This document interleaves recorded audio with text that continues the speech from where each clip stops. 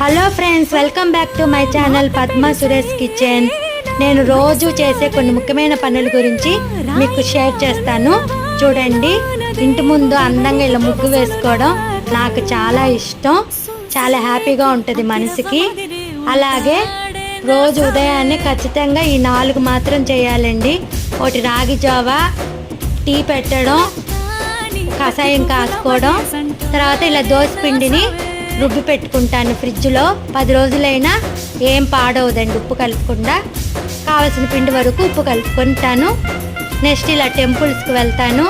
అలాగే టేస్టీగా ఉండే వంటలు చేసి పెట్టడం నాకు చాలా సంతోషం. అలాగే ఈరోజు మామిడికాయ పప్పు చేశాను, చాలా టేస్టీగా ఉంటుంది. అలాగే పొటాటో ఫ్రై చేశాను.